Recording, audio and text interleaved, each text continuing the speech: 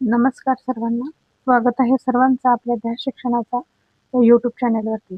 तर आपली TET exam झालेली आहे आणि आपण पेपर क्रमांक 2 इयत्ता 6वी ते 8वी याचं उत्तरसूची पाहणार आहोत. तर सध्या आपण हिंदी या विषयाची उत्तरसूची पाहणार आहोत. तर बघा, मी सांगितलं होतं तुम्हाला हिंदी आणि मराठीमध्ये काहीही फरक नसतो, सेमच असतो. तर तुम्हाला अनुभव आलाच असेल आणि पेपरसुद्धा मला आशा आहे की तुम्हाला पेपरसुद्धा खूप छान आणि सोपा गेला असेल. आणि जरी गेला नसेल तरी सुद्धा काहीही काळजी करू नका, कारण की आपल्याला आता बातमी आलेलीच आहे की आपली टीईटी परीक्षा वर्षातून 2दा होणार आहे. त्यामुळं ज्यांनी एक्झाम दिली आहे, ज्यांना चांगल्या गेले त्यांनी रिलॅक्स राहा आणि ज्यांना जरी थोडंफार अवघड गेला असेल तरी त्यांनी सुद्धा टेन्शन फ्री राहा, पुढचा अभ्यास करत राहा. तर चला पाहूया आपण आपली हिंदीची उत्तरसूची काय आहे. तर बघा, हा क्वेश्चन सेट बी आहे आणि पेपर क्रमांक 2 आहे. तर बघा, पहिला प्रश्न आपला काय आहे, निम्न में से साध्वी शब्द का पुल्लिंग शब्द क्या है. तर बघा, साध्वीचा पुल्लिंग येतो काय, साधू. दूसरा, निम्न में से किस वाक्य में संबंधकारक विभक्ति का प्रयोग नहीं हुआ है. तर याचं योग्य उत्तर आहे गंगा हिमालय से निकलती है. तिसरा, निम्न में से प्रत्येक शब्द का संधिभेद कौन सा है. तर बघा, प्रत्येक शब्दाचं संधिभेद आहे स्वर संधी. तीसरा है, निम्न वाक्यों में से कौन सा वाक्य अर्थ के अनुसार अज्ञार्थक वाक्य नहीं है. तर अज्ञार्थक वाक्य कोणतं नाही ते आपण सांगायचं आहे. तर बच्चों खेळणे लगो वगैरे हे जे 3 वाक्य आहेत ते काय आहेत, तर पहिलं, दुसरं आणि चौथं हे काय आहेत, तर अज्ञार्थक वाक्य आहेत, आज्ञा केलेले आहेत. पण तिसरं जे आहे, राज अपनी दोनों टांगे खो बैठा था, हे अज्ञार्थी वाक्य नाही. तर बघा, पुढचा आपला प्रश्न आहे, निम्न वाक्यों में से कौन सा वाक्य सामान्य वर्तमान काल का वाक्य है. तर याचं योग्य उत्तर आहे आपलं माँ रोटी बनाती है, हे आपलं सामान्य वर्तमान काळातलं वाक्य आहे. निम्न में से कोणता शब्द अशुद्ध आहे. तर याच्यामधला आपला अशुद्ध शब्द आपण ओळखायचा आहे. तर अशुद्ध शब्द आहे अभ्युदय, हा अशुद्ध शब्द इथं लिहिलेला आहे. पुढचा प्रश्न, जिस छंद में चारों चरणों की मात्राएं सम संख्या में होती है वह छंद क्या कहलाता है. तर बघा, याचं योग्य उत्तर आहे सममात्रिक छंद. तर आपला पुढचा प्रश्न आहे,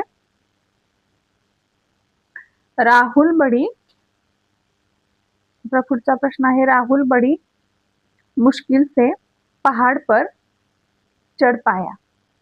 इस वाक्य में प्रयुक्त सहाय्यक क्रियापद. तर क्रियारूप आपण सांगायचं आहे. तर याचं योग्य उत्तर आहे पर्याय क्रमांक 4 पाया. पाया हे याचं योग्य अचूक उत्तर आहे. तर पुढचा प्रश्न आहे, रचना के आधार पर इसी ऊर्जा से मनुष्य शारीरिक और मानसिक कार्य करता है. याच्यातला आपण काय सांगायचं आहे, इस वाक्य का प्रकार आपण सांगायचा आहे. तर याचं योग्य उत्तर आहे, तर बघा, याच्यामध्ये थोडंसं कन्फ्युजन वाटतंय. एक तर सरळ वाटतंय पण कदाचित संयुक्त पण असू शकते. इथं थोडंसं कन्फ्युजन आहे. तर याच्यामधलं संयुक्त किंवा सरळ मध्ये एक असू शकते. पुढचा तरी पण सरळ जरी आलं तरी पण बरोबरच येऊ शकतं. तर पुढे, निम्न में से देश रक्षा इस सामासिक शब्द का कौन सा प्रकार है. तर देश रक्षा हे तत्पुरुष समासाचा प्रकार आहे. मधुर मधुर मुस्कान मनोहर मनुज वेश का उजियाला, यह उदाहरण निम्न में से किस अलंकार का है. तर अलंकाराचं उदाहरण सांगायचं आहे. तर बघा, याचा जो अलंकार आहे तो आहे अनुप्रास. तर अनुप्रास मध्ये काय, तर म म म हे बघा रिपीट इथं झालेला आहे, म्हणून हा अनुप्रास अलंकार इथं आपल्याला दिसून येतोय. तर पुढचा प्रश्न आहे बघा, निम्न शब्दों में से जातिवाचक संज्ञा कौन सी है. तर बघा, जातिवाचक संज्ञा इथं आपण सांगायची आहे. तर बघा काय आहे, ऑप्शन क्रमांक 3 वह. निम्न में से नाचना क्रिया का प्रथम प्रेरणार्थक रूप कोणता आहे. तर नाचनाचं प्रथम क्रियार्थक रूप आहे, तर बघा काय, नचाना हे ह्याचं प्रथम रूप आहे. तर पुढचा प्रश्न आहे, व्याकरण के किसी उपघटक का अध्यापन करने हेतु किस अध्यापन पद्धति का प्रयोग करना उचित है. तर बघा, व्याकरण मध्ये कोणती अध्यापन पद्धती वापरली जाते. तर बघा, व्याकरण मध्ये भाषाही खेळ सुद्धा येऊ शकते आणि प्रश्नोत्तर सुद्धा येते. आता ह्या प्रश्नपत्रिकेमध्ये हिंदीमध्ये 2 असे क्वेश्चन आहेत की जिथे आपल्याला थोडीशी शंका येते की भाषाही खेळ आणि प्रश्नोत्तर. तर बघा, भाषाही खेळ पण किंवा प्रश्नोत्तर सुद्धा याचं उत्तर असू शकतं.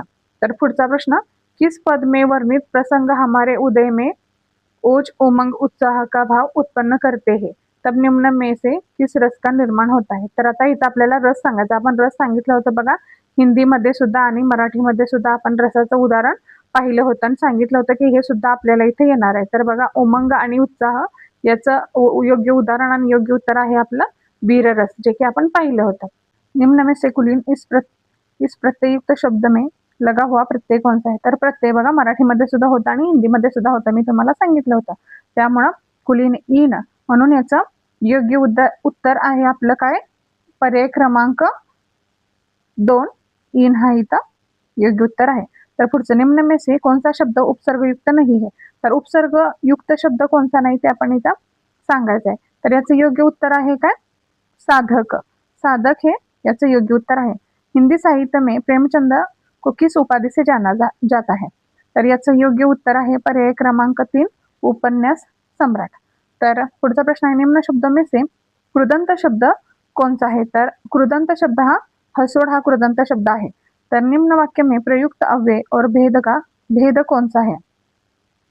तर अरचं भेद आपण इथं सांगायचं आहे. तर याचं आहे उत्तर पर्याय क्रमांक 1 समुच्चय बोधक हे याचं योग्य उत्तर आहे. तर बघा, इथं आपल्याला पॅरेग्राफ दिलेला आहे. मी सांगितलं होतं पॅरेग्राफवरती सुद्धा आपल्याला प्रश्न येतील, पण थोडे एका दुसराच प्रश्न पॅरावरचा असेल, बाकीचं सगळं तुम्हाला व्याकरणवरचे प्रश्न असतील असं मी सांगितलंच होतं. तर बघा, आपला प्रश्न आहे, परिच्छद में प्रयुक्त निम्न शब्द में से कौन सा शब्द है जिसका एक वचन और बहुवचन